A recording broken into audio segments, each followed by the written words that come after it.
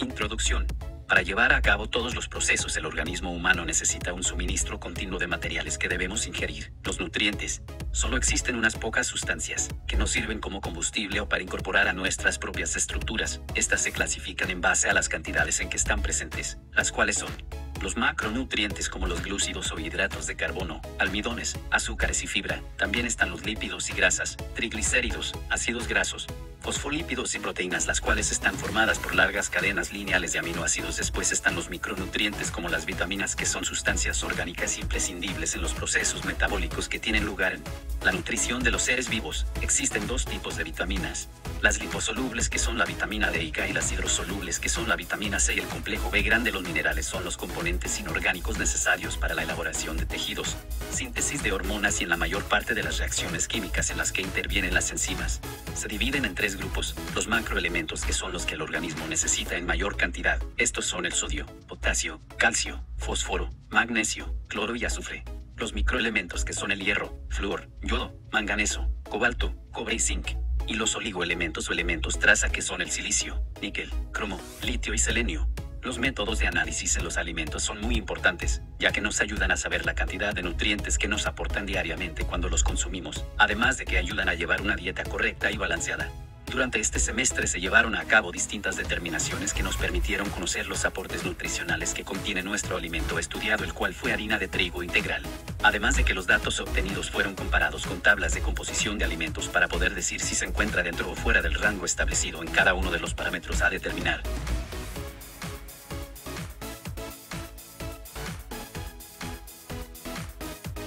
Procedimiento: peso constante de un crisol o cápsula de porcelana 1. Encender la mufla y regular su temperatura 2. Pesar el crisol y registrar como primera pesada, registrar hasta con 4 decimales 3. Con las pinzas de crisol, introducirlo a la mufla y dejarlo allí durante 2 horas 4. Encender el horno y regular la temperatura a 110 grados Celsius, e introducir el crisol durante 15 minutos 5. Con las pinzas, sacar el crisol y con cuidado de no ensuciarlo con vaselina, introducirlo al desecador y dejarlo allí durante 15 minutos para que su temperatura se iguale a la temperatura del ambiente 6. Con ayuda de las pinzas, pesar el crisol de manera rápida y precisa en la balanza analítica y registrar el peso como segunda pesada 7. Inmediatamente después de registrar la pesada, meter el crisol nuevamente a la mufla a 600 grados centígrados durante 1 hora y repetir los pasos 4, 5 y 6 cuantas veces sea necesario hasta que la diferencia entre peso y peso sea menor a 1 milésima de gramo. Peso constante del cartucho de celulosa 1, de 110 grados Celsius aproximadamente 3. Con ayuda de las pinzas, introducir el material a la estufa y dejarlo ahí durante 2 horas 4. Con ayuda de las pinzas, sacar el cartucho con cuidado de no ensuciarlo con vaselina, introducirlo al desecador y dejarlo ahí durante 15 minutos para que su temperatura se iguale a la temperatura del ambiente 5. Con ayuda de las pinzas, de manera rápida y precisa, llevarlo al plato de la balanza analítica y registrar el peso hasta 10 milésima de gramo 6.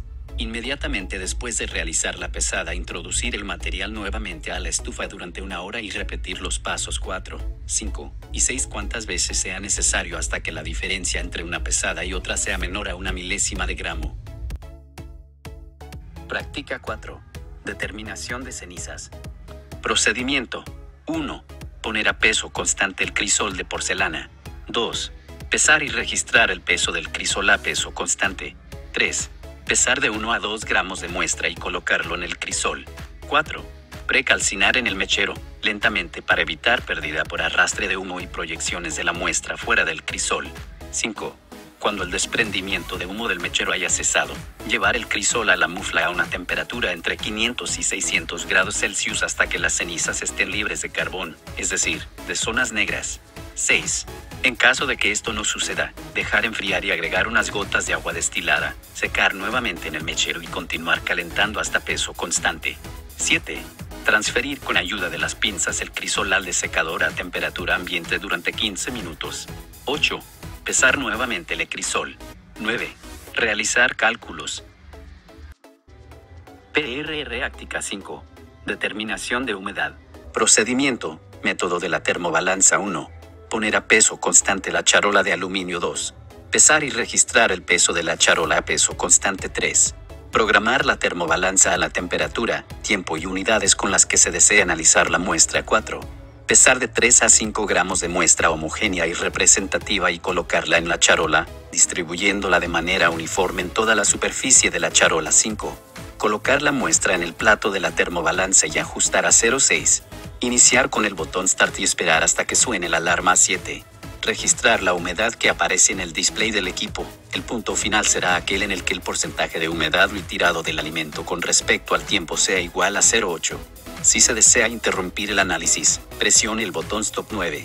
Cuando no se conocen las condiciones adecuadas de temperatura y tiempo para programar la termobalanza, se pueden hacer varias pruebas para conocer las condiciones óptimas para este tipo de muestra.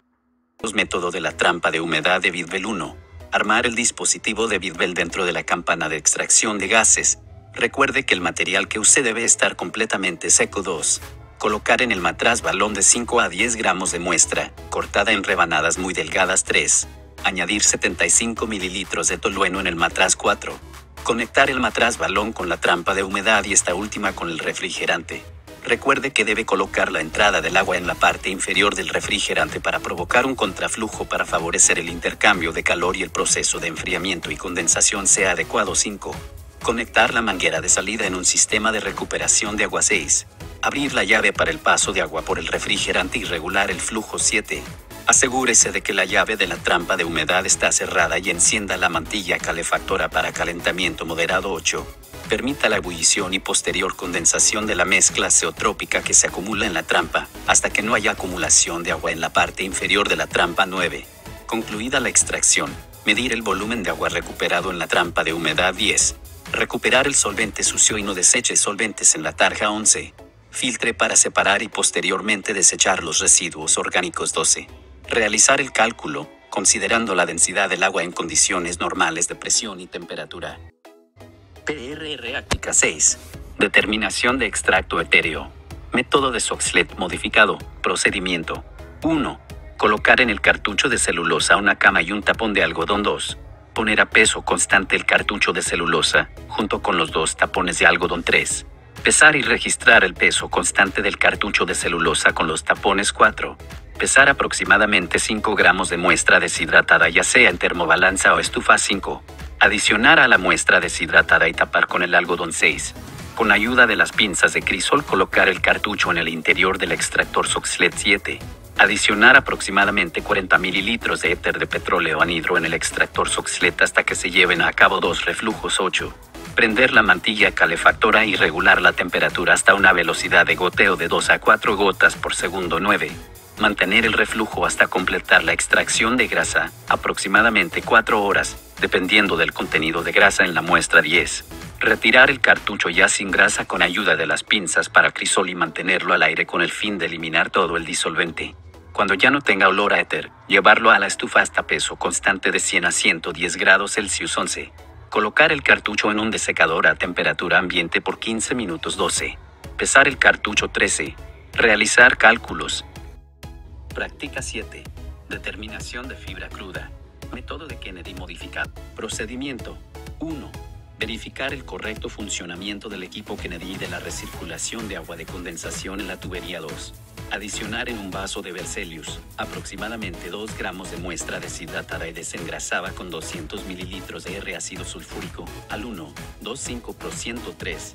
Colocar el vaso en la parrilla del dispositivo Kennedy y ajustar la altura para su correcto acoplamiento con el condensador de cono invertido. Encender la parrilla y mantener la solución en ebullición por 30 minutos. 4. Transcurrida la digestión ácida, se deberán colocar 200 mililitros de hidróxido de sodio al 3,52%, solución que permitirá alcalinizar la solución para poder llevar a cabo la digestión alcalina con calentamiento por 30 minutos. 5. Llevar a filtración por medio de vacío con embudo Buchner, utilizando como medio filtrante una tela de lino. 6. Enjuagar con agua caliente y verificar con una tira reactiva que llegue a neutralizar su pH. 7. Con ayuda de una espátula, llevar el material que quedó en la tela a un crisol a peso constante e introducir el crisol al horno de secado por aproximadamente 20 a 30 minutos a 110 grados Celsius. 8. Registrar el peso del residuo seco que se quedó en el crisol. 9.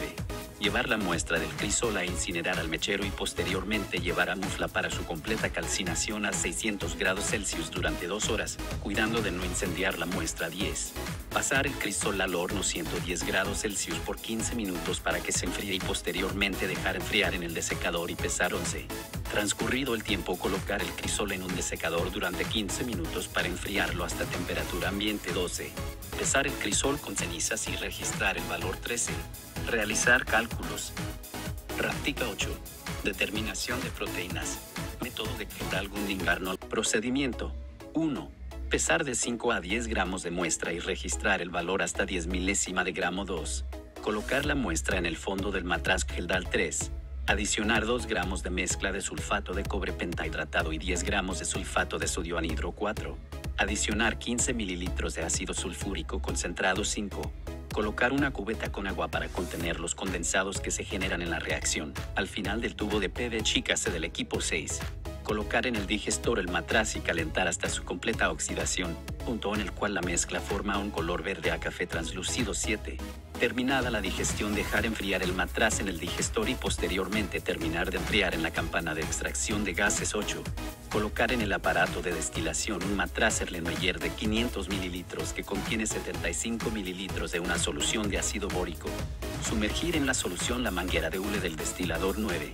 Añadir aproximadamente 200 mililitros de agua destilada para disolver completamente el precipitado formado en el matraz Kendall 10. Agregar unas granallas de 5 trozos de piedra pómez. Agitar y enfriar 11. Adicionar antiespumante, que puede ser octanol, parafina o tuen 12. Añadir al matraz Kendall lentamente por las paredes y sin agitar. 85 mililitros de hidróxido de sodio al 40%. De inmediato conectar firmemente el matraz Kendall al condensador para evitar fuga de gases 13. Encender la parrilla del destilador y abrir las llaves para el paso del agua en el condensador del equipo, cuidando que no se eleve la temperatura en el termostato 14. Calentar a ebullición hasta recuperar de 250 a 300 mililitros de destilado, para garantizar que haya pasado en su totalidad el hidróxido de sodio. Durante la destilación se observará un vire de un color violáceo a verde 15. Nota importante: antes de apagar la parrilla, retire el matraz Erlenmeyer para evitar un sifón 16. Titular el destilado con una solución de ácido clorhídrico al 0, puro normal hasta obtener un color gris violáceo tenue. Un violáceo intenso indica que se ha pasado del punto de un sifón equivalencia 16. Análisis de resultados. Según los datos obtenidos durante la realización de los cálculos y comparando con las tablas de composición química de los alimentos, podemos observar que el alimento estudiado, que en el caso de nuestro equipo fue harina de trigo integral, no cuenta con los datos establecidos en la referencia consultada, sobrepasando o haciendo falta en cada una de las determinaciones realizadas. Pudo haber errores técnicos durante el análisis de cada uno de los parámetros estudiados, lo que provocó que no se obtuvieran los datos esperados. Cada una de las determinaciones realizadas en el transcurso del semestre fueron de vital importancia, sobre todo al momento de querer aplicar los conocimientos adquiridos en nuestra vida cotidiana, enfocándonos en el aspecto nutricional, puesto que es necesario el análisis de cada uno de estos parámetros para poder determinar el aporte calórico de un alimento.